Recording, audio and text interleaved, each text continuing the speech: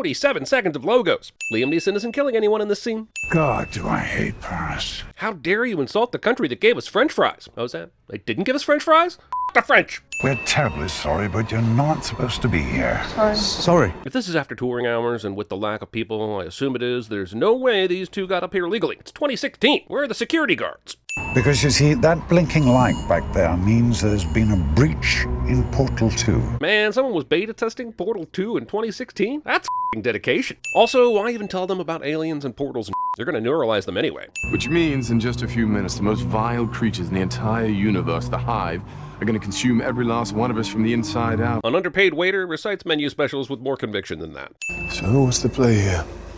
We've been in this situation before. So MIB has a pattern of sending only 2 agents to investigate a portal breach with the most vile creatures in the universe? Listen, if the actors don't seem concerned and the agency isn't concerned, then why am I supposed to care about anything that happens in this movie? Also, why isn't the portal already open? Moments ago, this room was filled with energy that blasted a door off. How did it not blow this door off? I'm sure there's a very sound story reason why we watched Thor and Taken in 2016 Paris for 4 minutes, only to go back to 1996 Brooklyn to see what Kid Valkyrie is up to. Spoiler alert, there isn't.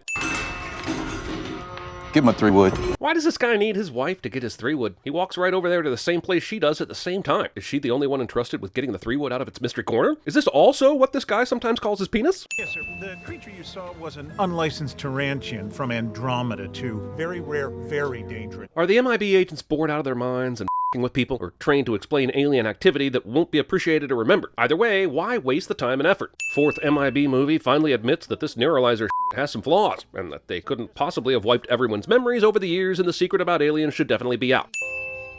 Well, Molly? Hold on, movie. We've gone from Paris 2016 to Brooklyn 20 years earlier, so where in time are we now? These assholes won't tell us it's 2019 for another 87 minutes. You didn't check a box. Everyone has to check a box. I made my own box. Strange that this dude completely ignored that she drew her own box on this form and put a check mark in it, instead of simply saying that she didn't check a box at all. Like, if a child drew a picture of a demon eating your family in a McDonald's coloring book, you wouldn't look at it and say, yeah, but you forgot to color Grimace purple. Remember, we care. You're good to go.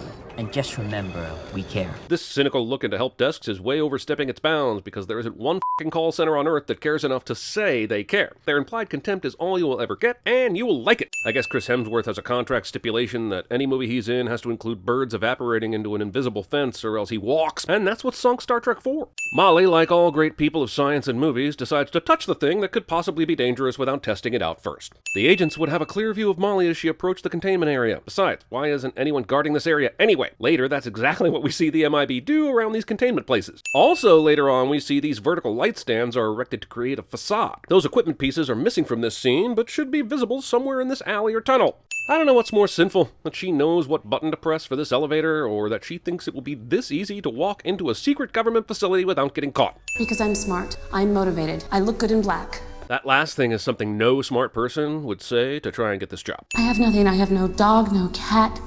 Definitely no chill. I have nothing. Damn, movie is skipping the hardcore backstory of Molly's parents' death or some shit. I can appreciate that. But also, sin! You will not stand out in any way. Except for those scenes in Marrakech later on where you are the only person dressed in a black suit and absolutely stand out like a dog's balls.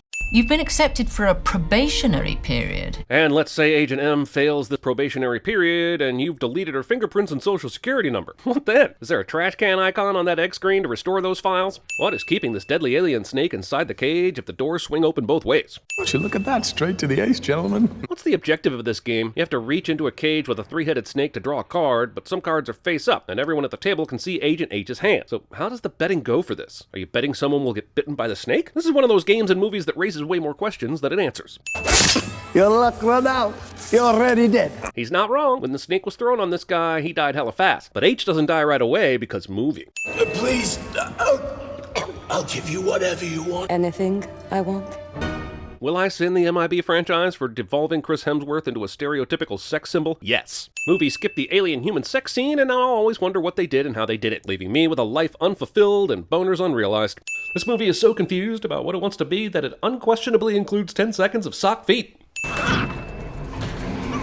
This is a living being that makes no sense as an alien, and can only provide the existence of a mad doctor who is splicing teeth into shoes, and now I want to see a movie about that instead, and I can't stop thinking about it! I mean, if this is a subway station that only MIB personnel and aliens can access, then why is it a regular-ass train when they get on? Why isn't it always a badass-looking super train like Campbell Scott envisioned in Singles? Also, this is clearly an international train with no local stops. The PA was talking about Milan, Rome, and Madrid, so why did it show up as a regular train? When Molly gets to London, it does not convert back into an MTA standard train, so I can only surmise that the whole thing was just for effect. Also, f*** this world that has transportation this rad and doesn't share it. This would open up so many possibilities and solve so many problems that it's an actual sin that it isn't being used outside of MIB alien convenience. A blazing blue light beneath the water, how unsuspicious. Certainly no one would ever question what it is, where it came from, or investigate its origins by diving into the water. Hardy har, these celebrities are aliens. Bask in the hilarity. High tea.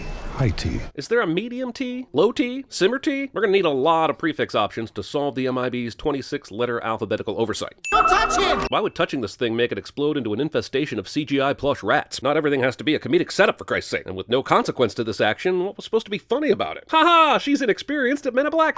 What a missed opportunity to quote Confucius as high C. That was delicious. C'est les fusibles! Allez, va les réparer! Fais ton noyer toi aussi là. Hey guy, watch your attitude. If this is a fuse issue, it has nothing to do with paying bills. Fall in line and go stick a fork in the light socket. Is there a reason why these things are waiting to kill this guy? Are they playing red light, green light every time this dude does something with the power? Yeah, I guess they are. Okay, movie, you earned that PG-13 rank. Jesus, and scar all the children forevermore. Really f*** them up. Here's a hologram of the person we want killed. It somehow looks futuristic and balls at the same time. Why didn't we stick with smartphones for our bounty pictures? Also, these two are obviously very powerful, so why would they need to get permission to kill anyone, considering they've already murdered a human without consequence? This movie has such a boner for Agent H. H is for hot, horny, handjob, herpes, what? Seriously, the alien CGI in this movie is goddamn eye-gouging. If we as a movie-going public don't have an opinion about the hologram mess, then movies will continue to display them as these blue carbuncles on the screen. These things are stupid. If PowerPoint ever goes to this kind of hologram in the future, everybody is getting fired. I like this. You look after puppies so well. You're so jealous, aren't you? Puppy's little fancy boy. You wish you had a puppy. Sigh. What was this ring supposed to be? A lamp? Do they really need a light source when the entire building is bathed in light and their entire desk is made of lit-up displays? I heard you were on the Vungus meet tonight, and I wanted to offer my assistance. I thought Emma Thompson sent Molly here because there was some special job that she needed her to do, but it appears that she has no specific job, and she actually has to request a tag-along with someone else. And now I don't know why she couldn't just tag along on any job in New York. Well, they do have a tell. What's up? Subdermal spots on the underside of their arms. Change color. How does an alien race with this kind of tell even have games where bluffing is a part of it? Or tell those necessary white lies to their loved ones? These guys have worse tells than Teddy KGB. What the actual is going on? How does M know that those two dudes are worth watching? Nobody knows anything about these guys yet, and the job that they're on is merely to show Vungus a good time. Nobody told her about assassins that look like the reboot of the Matrix twins. So wait, the twins' plan was to simply make Vungus sick so that he'd leave the club and get in his car, and then they'd kill him by whipping the street like a blanket? Have I got that right? Knowing what we know later, that no weapon the MIB has can kill them, why do they even bother with a charade? At this point, don't you just blast them with whatever you got? H&M watch this like they're watching the movie we're watching. And where's my watch? Go to Vungus, I'll cover you! She just pulled out the largest handheld weapon they have, took one shot with it, and we never see it again? Something is wrong in Men in Black. Check out 3 other CinemaSins videos to see what I mean. It's the only thing that can protect you. True to MIB forums, someone with a mysterious trinket dies while saying something vague about it, so that the whole movie is consumed with figuring out what the hell it is. Wow, this movie was actively trying to warn us, wasn't it? A high-ranking member of the Jababian royal family dies on your watch, murdered by assailants that you can't identify for reasons that you cannot begin to fathom. Is that about right? Yes, and now that you point all that out, I hate this movie even more. We're almost an hour in, and none of the hanging threads are making any damn sense. A species called diadnum. I really don't want to harp about holograms so much, but the movie uses them in a Star Wars prequel manner that is really offensive. Anytime there's an official exposition dump, holograms.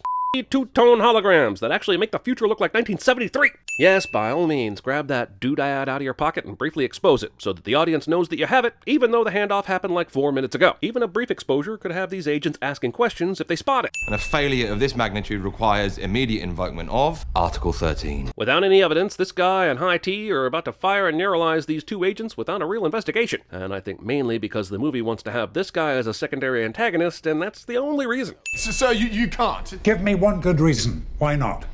Well, I mean, because it's... Protagonists are about to dumbhouse their way to the realization that there's an MIB mole, and I'm absolutely done trying to make sense of anything. I actually used to think you could lead this place. I was wrong about you. Jesus, this part of the storyline is the first Thor all over again. And Liam Neeson played Zeus in Clash of the Titans, a character that is close to the equivalent of Thor, even though I really wanted to be Odin, so this comparison is more apt. But you get what I'm saying here. Actors Liam Neeson and Anthony Hopkins are the same person. In retrospect, it's obvious, but I still wonder how they pulled off this magic in 1984's The Bounty. Please tell me that this substance changes Pokemon characters into raging assholes. I can't explain why, but I need the fourth Men in Black movie to tie directly into Detective Pikachu so I can find my sister and be sent home. Wouldn't do that. I know what that is. Yeah, that killed a 300-pound Jababian, so I wouldn't get recreational with it. But what about Jiggy? That is Zephos, pure grade. The wrong amount will kill you instantly. If the alien was shot with this and it was meant to kill him, why did the aliens attack his car? Why not let him die from the Zephos poison and have it appear like an accident instead of an assassination? There's only one place in the world where they know how to mix it. Sure there is. Why should investigations be hard? Oh, wow. Yeah, you'll see that a lot around here. A Space Invaders alien? Neat, I guess. Pulled this from the surveillance camera outside the club. No, you didn't. This is H&M carrying Vungus to the car outside the club. This is the car driving away, getting tossed like a toy, and lodging itself in a building. And this is H&M running to a distant place down the street, far away from this alleged club camera. Not to mention, this camera would, by rule, be on the other side of the street from the club. I must end my own life in the most painful way possible. Don't stop me. I mean, ha ha ha ha. This guy isn't serious about his suicide attempt. Us laugh? I entertained? I'll plunge my dagger into my own body like this until the dark takes me. I think I may prefer this over another hour of this movie. Where You mean this? is it? You stole it from me? Stole it from me. I recovered evidence that you stole from a crime scene. How would Agent H know that? She could have picked it up any number of places. So whatever that thing is, M&H had it in your office, and you let them go, sir. That's twice in this movie where someone's entire career is being threatened because of things they couldn't possibly know or have control over. That may be right. I want sit reps every 10 minutes. There could be a mole in Men in Black. Movie gives way too hard evidence that the secondary antagonist in the movie is the mole, but he's definitely not, and I've already figured out that it's probably Liam Neeson cliché. Very straightforward indeed. Yes, yes. Just like riding a bike.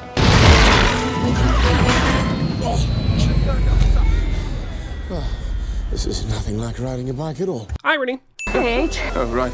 Glasses? Why would they need to neuralize these people? H has been riding around on this impossible bike all through Marrakech, but now because they've crashed through a roof and survived, they need to wipe their memories? This feels aggressively stupid. Somebody press something! I'm trying to press stop, but the batteries on my remote are dead. I will press this button, though. Space Doohickey suddenly comes alive when they're out in the middle of the desert, forming a superweapon of some sort, conveniently giving them the chance to see what it does in private, and with no chance to hurt anybody. Bassam hasn't moved in any direction yet, but M seems to think he already has and is already looking in the direction that he eventually will fly. Because that's what happens when you make a hastily thrown together CGI movie sequel and no one gives a Bassam has only one real buyer. Sure he does. Why should investigations be hard? RZA the RZA that you went out with? The intergalactic alien arms dealer, RZA. If you guys keep saying RZA, I'm fully expecting him to show up and spit his verse of protect your neck in this movie, which would garner an unprecedented amount of sins removed. However, I know this movie isn't nearly cool enough for that. If having a big old heart is a crime, then shoot me. Man, this movie is officially scraping the bottom of the barrel for laughs at this point. What is this, the sequel to The Notebook? No, but I feel like the sequel to The Notebook is still a rung higher than where this movie is. Physical attraction is nothing more than chemical reactions in your brain. And that dialogue is nothing more than audio that you definitely didn't provide during that take. Rebecca Ferguson was Sia all along. That's something good. What, you mean the contest in my head for who the hottest chick in this movie is? I agree, because I can think of nothing else right now, even though it's sexist as You see, both Tessa Thompson and Rebecca Ferguson were born in October of 1983, 16 days apart in Los Angeles and Stockholm, respectively. That's basically meaningless, but I'm just getting started. So anyway, Rebecca Ferguson went to Adolf Frederick's music school. So the window's just open, is it? RZA just leaves the most dangerous weapon ever sitting on her table next to an open window. This after just getting visited by H, a known MIB agent. Okay, so Riza has a third arm, and yes, I guess that makes her more formidable and hotter. But I wonder how a species like this evolves where a third arm was deemed necessary. And a third arm right in your back, no less. Honestly, the swings she's taking with that third arm are nearly impossible due to its position, but why should I expect more from this movie? Also, oh, I get it. She's an arms dealer with many arms. Don't judge me. This movie is and I can't keep up. Oh, come on, this movie hasn't built up nearly enough goodwill to do a mini Thor hammer reference. This movie is actively being a dick right now. She got that rope tied around her third arm with zero effort, and if Agent M is that skilled, this fight should be over. Put me down, you Tarantian thug! Wait, did you say Tarantian? H says something super clunky so that M knows that Luca is a Tarantian, and she can think of something to save them. This isn't quite Martha levels of stupid, but it is the drunk cousin that shows up at the family reunion. Molly? I'll let Rebecca Ferguson sing this. Molly? Are you me, really? Pretty sure the plan went wrong in every conceivable way. And yet, here we are, walking out of an arms dealer's fortress of doom with hardly a scratch, and with the weapon. Nothing in this universe is unkillable. Thanks, Liam, for justifying our recurring sin about you. A portal from Sector C has been activated. The Hive. I'm sending you back up. Pointless sending backup scene will end up being pointless. Am I am repeating myself, aren't I? Over and over. Word for word. Thanks, Pawnee. You add nothing to any of the conversations in this movie. The Hive wanted the most powerful weapon in the galaxy, so you had Vungus bring it to Men in Black. Yeah, but if that's the case, I'm wondering why Vungus thought H wasn't trustworthy enough to hand it to him. The movie also seems to be saying that all Men in Black needed to do to get the weapon was to show Vungus a good time at a club one night, and that would be the entire cost of handing it over. Remember, the Jababians are supposedly intergalactic scum that the Men in Black are whining and dining in exchange for not blowing up the Earth. So it doesn't make sense that for the most powerful weapon in the galaxy, the answer was sure, but only if I can get a lap dance at Scores, though. You said I was like a son to you! The real you is inside there somewhere, cliche. Also, if this was meant to be an emotional theme of the movie, they really wasted it by giving us zero previous context. Right time, right place. Jesus, the first time they shot this, it was at .001 strength, and it blew a crater in the f***ing desert. Now she cranks this thing up to max without really knowing what that might mean for the rest of the Earth if she fires it, but evil is punished, so I guess everything's cool. And we're going to pretend that all the people of Paris aren't concerned about this anomaly in the least? Damn it, MIB.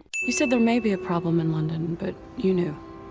I hadn't trusted London branch for some time. So I sent a probationary agent to accidentally herself into getting to the bottom of the whole thing. Probationary head of London branch. Why? H has done basically nothing this entire movie that suggests he's a leader. He was lazy, and the movie made a point to cast suspicion on him when all the mole talk started. Now that he's gotten through one case, as important as it is, he's suddenly hot again.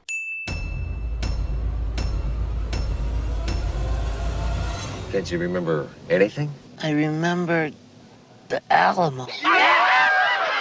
I'm your friend. I'm Molly. Go on. Molly.